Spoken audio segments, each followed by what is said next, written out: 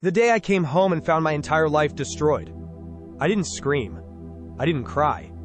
I just stood in the doorway, staring at what used to be my home. The TV was lying face down on the floor, its screen shattered into 1,000 tiny pieces. The couch had been sliced open. White stuffing covered the living room like fresh snow. Every picture frame from our wedding was smashed. The shelves were empty. Books ripped apart. My laptop looked like someone had attacked it with a hammer. My clothes, every single shirt, every suit, every jacket, cut into strips with a pair of scissors. Even my running shoes had been slashed. For a moment, I honestly thought we'd been robbed. Then I saw the words painted across the wall. Cheater. Red paint. Still dripping. That's when I knew exactly who had done it. My wife, Emma. We'd been married for 6 years. Until that morning, I would have told you we had a normal marriage. Not perfect, but normal. The argument that morning hadn't even been that serious. Emma accused me of acting distant. I told her work had been exhausting. She didn't believe me. She kept asking if there was someone else. I laughed.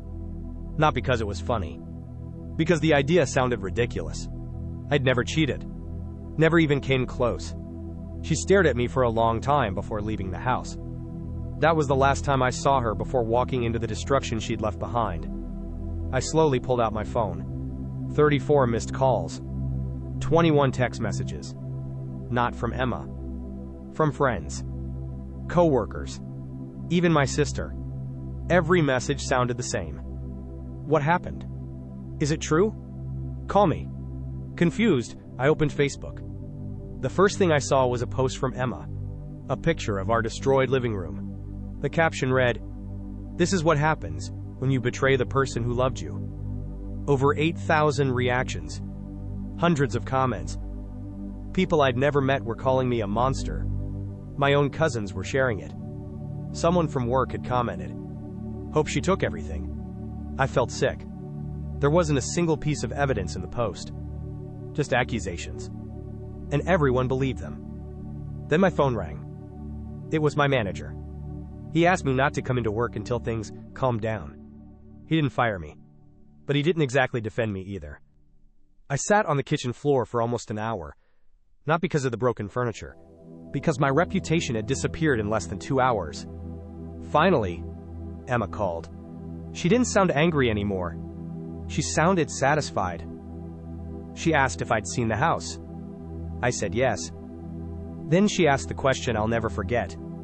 So, was she worth it? I had no idea what she was talking about. Emma laughed. She said I could stop pretending. She already had proof. I asked what proof. She refused to tell me. Instead, she hung up. An hour later, my younger sister arrived. She looked horrified. Not by the house. By me. She quietly asked, "Please tell me you didn't cheat." I told her the truth. I didn't. She believed me immediately. She'd known me my entire life. She said something that changed everything. Emma hadn't just posted on Facebook. She'd uploaded videos to TikTok, Instagram, even sent messages directly to some of my coworkers. She'd already told everyone I was having an affair. My entire life had been destroyed, before I'd even had a chance to defend myself. That evening I walked through the house trying to calculate the damage. The TV, the computer, camera equipment, furniture, clothes, tools, family keepsakes. Well over $30,000. Then I reached my office. Oddly, nothing inside had been touched. My desk, the bookshelf, everything looked exactly the way I'd left it that morning. At first, I thought she'd simply missed the room. Then I smiled. Not because I was happy. Because I suddenly remembered. Emma had destroyed everything she could see. But she'd completely forgotten about the one thing she'd never noticed. Something that had been quietly recording our house for almost 2 years. It wasn't a hidden camera. It wasn't some elaborate security system either. 2 years earlier, we'd had a package stolen from our porch. After that, I'd installed cameras around the house. Front door, garage, living room, hallway, even the office. Emma hated them. She always joked they made the house feel like a bank. Eventually, she stopped noticing them, which explained why she'd forgotten they were still there. I opened the security app on my phone. There were dozens of notifications. Motion detected. Motion detected. Motion detected. I hit play. The footage started just after 9 that morning. Emma walked into the house alone. She wasn't crying. She wasn't emotional. She looked focused. 5 minutes later, another car pulled into our driveway. A woman stepped out carrying several large plastic storage bins. I recognized her immediately. Emma's cousin, Rachel. The two of them hugged. Then they smiled. Smiled. I watched them carry the bins inside. At first I assumed Emma was moving out. Then she picked up my laptop and threw it onto the floor. Rachel started laughing. Emma grabbed a hammer from the garage. The first hit shattered the screen. The second split the keyboard in half. By the fifth swing, both of them were laughing so hard they had to stop.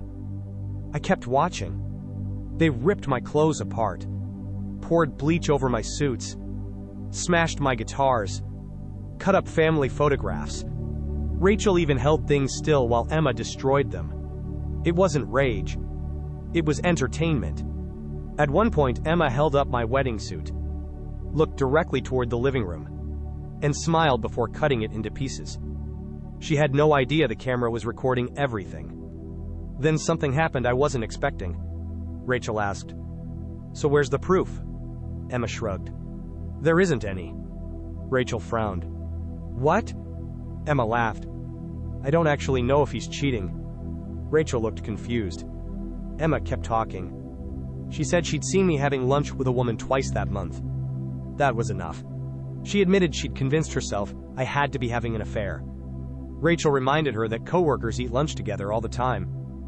Emma shook her head. "No, I know him. If I make enough noise, he'll confess." I paused the video. I couldn't breathe. She didn't have evidence. She never had evidence. She destroyed our marriage, hoping I'd admit to something I never did. I forced myself to keep watching. Around noon, Emma took out her phone. She started filming the damage herself. She carefully avoided showing Rachel. She cried on command. Real tears. Then stopped recording, wiped her face, and started laughing again. 10 minutes later, she uploaded the videos that turned my entire life against me.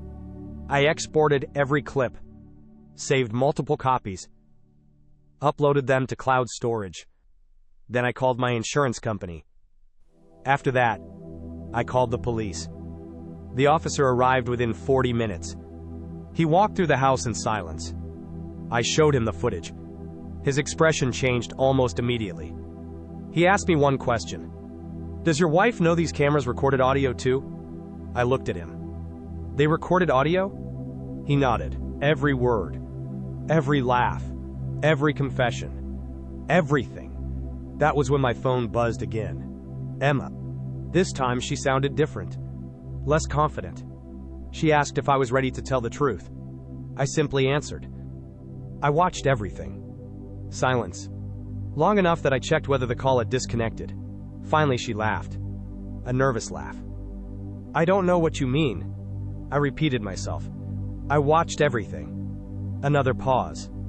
Then, "Everything?" I didn't answer. I just hung up. 5 minutes later, she started calling over and over again. Then, texting. "Please answer. We need to talk. This isn't what it looks like."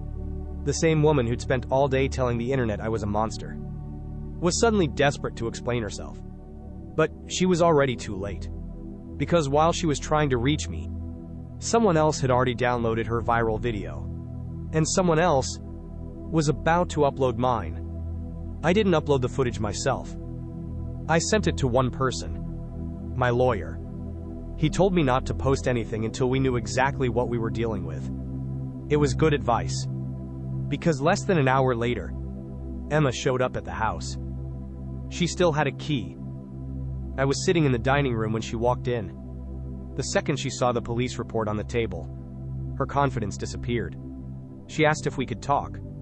I said nothing. She walked into the living room and looked around. For the first time all day, I think she actually saw what she'd done. She whispered she was sorry. Then she looked at me and asked the question she'd been afraid to ask. "Did the cameras record?" I nodded. Her face went completely white. She tried to smile. A nervous, desperate smile. Then she said maybe we didn't need to involve lawyers. Maybe we could fix this ourselves.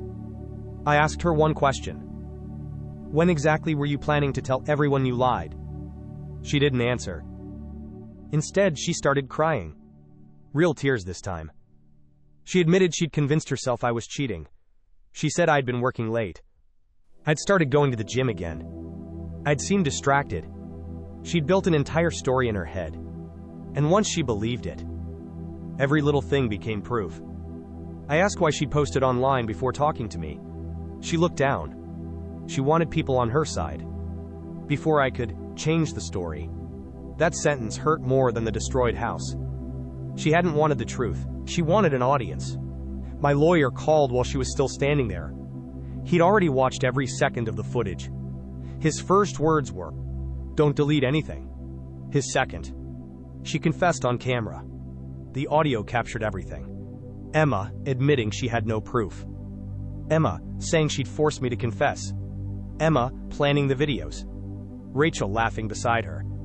It wasn't just property damage anymore. It showed intent. I ended the call. Emma asked what the lawyer had said. I told her the truth. "He says we're done." She dropped into a chair. For almost 10 minutes, neither of us spoke. Finally, she quietly asked if I'd at least keep the videos private. Not because of me, because of her job, her family, her reputation. The irony almost made me laugh. 12 hours earlier, she'd destroyed mine without a second thought. The next morning, something unexpected happened.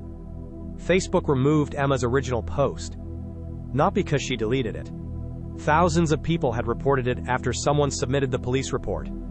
Then her employer called. Not me. Her. Apparently, several coworkers had already seen the footage from the security cameras. Rachel had tried to delete every message she'd sent that day. Too late. Nothing on the internet really disappears.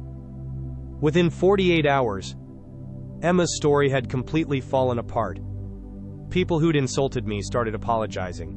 Some privately, some publicly. A few didn't say anything at all. My manager called me back. He apologized for believing the rumors. He admitted the company had already reviewed the evidence. I returned to work the following Monday. It still felt strange. Some people avoided eye contact. Others shook my hand. Life slowly became normal again. The house didn't. Insurance covered part of the damage. Not all of it. Some things can't be replaced. The watch my grandfather left me. The handwritten letters from my dad. Our wedding album. Those were gone forever. Emma kept trying to contact me. At first it was apologies. Then long messages. Then letters. She said she wasn't the person from those videos. Maybe she was right. Maybe she wasn't. But the woman in those recordings was still her. The divorce was finalized 8 months later.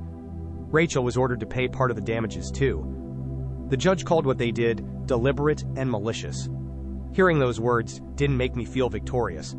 Just tired. People still ask why I installed cameras inside the house. The truth? I almost never looked at them. For 2 years they collected dust. I even considered taking them down. Sometimes I think about how different my life would have been if I had. Without those recordings, I would have been the husband everyone believed destroyed his marriage. Instead, the cameras captured something far more important than broken furniture. They captured the truth. My wife thought she had destroyed everything I owned. She forgot the only thing that actually mattered. Proof.